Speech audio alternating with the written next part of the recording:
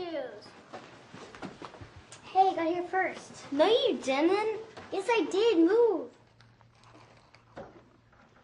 There's a lot of contributing factors why kids demonstrate difficult behavior or become difficult. Often it may be from something as common as nutrition or lack of sleep, or it may be just a lack of exercise. And then a lot of it has to do with language. Kids don't have the language to communicate what it is that they really want to communicate. It's a snake, he said. And all of a sudden we have, quote, this difficult child in our classroom. Celeste, what should you be doing? I'm already finished. Misbehavior may also be caused by frustration with learning.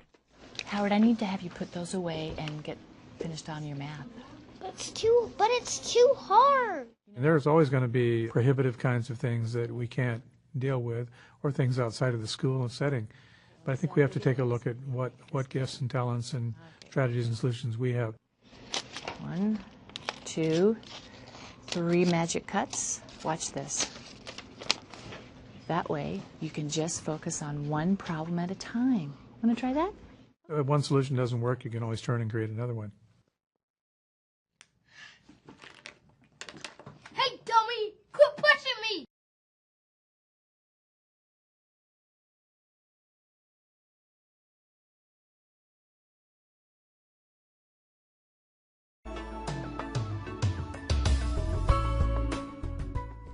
But I want to race. I'm the racer guy.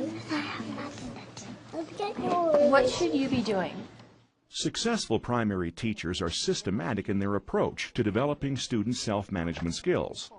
They recognize the need to include strategies and techniques that reinforce acceptable classroom conduct, minimize unwanted behaviors, and help students make better choices.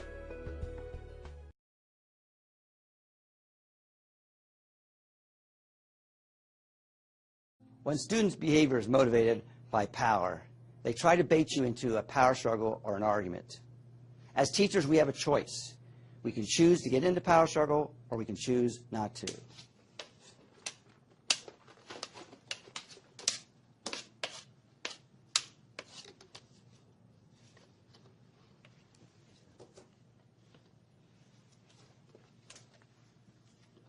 Did you notice I did not verbally react to the students' misbehavior? All I did is redirect them. See, it's my job not to escalate, but to de-escalate the situation.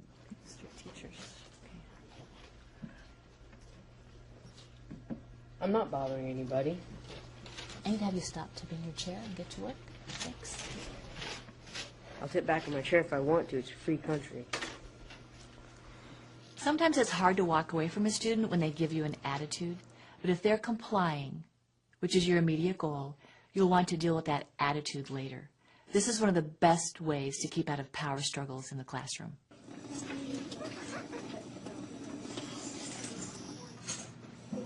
Emily, I need you to sit down.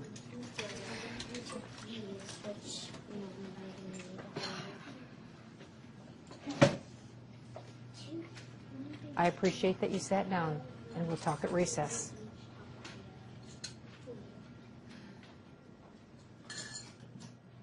Telling students you'll talk with them later is not allowing them to get away with anything. You're choosing a time when they're calmer, you're calmer, and you have a much better chance of actually helping them gain control over their behavior.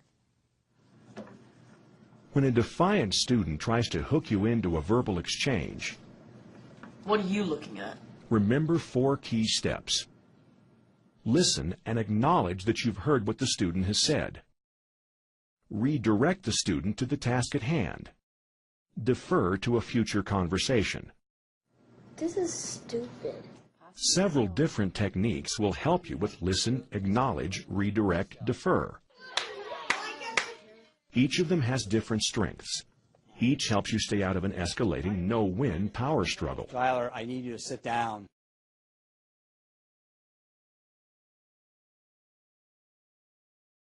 Hey, there's a smiley face there for that one. I can see you're upset. I need to have you sit down. We can talk later. I deserve a better grade than this. When students become confrontational, teachers may unintentionally react in ways that escalate the situation. This is where Level 3 intervention strategies come into play. They enable you to redirect non-compliant students in ways that minimize conflict. Level 3 interventions are going to take more time than Level 1 or Level 2. iMessages and clear direct messages are two key strategies in this category. There are 4 types of iMessages: I want, I need, I feel, and I will. Alex, I want you to open your book to page 42 and get started. Thanks. Hey. Sweetie, I need you to finish sharpening your pencil, go back to your seat without touching anyone. We'll talk about it later. An iMessage can easily be combined with other intervention techniques to redirect students. Trevor, I can see you're upset, and I need you to sit down. We can talk about it later. I deserve a better grade than this. Then let's talk about it later, and I need you to sit down. When you use I statements, it increases the chances of cooperation and lessens the chances of confrontation. Connor, feel free to fall asleep after school, and right now I need you to get started on the assignment. Thanks for your cooperation.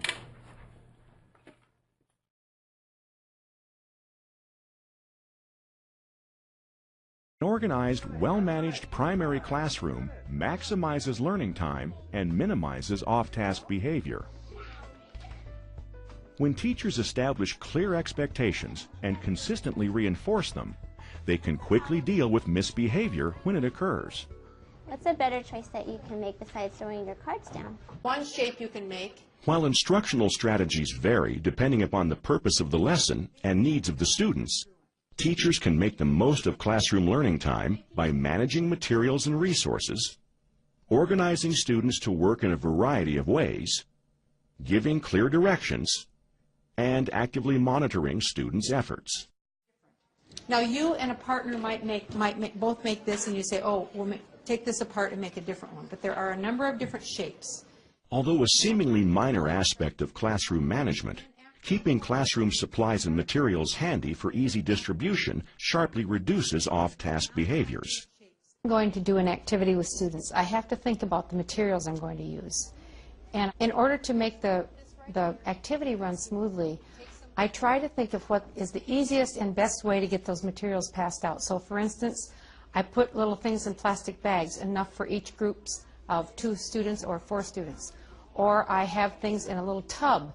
I know if I organize myself, then the class will be much more on task because we won't be taking a lot of time passing out materials or getting kids up and getting kids back down.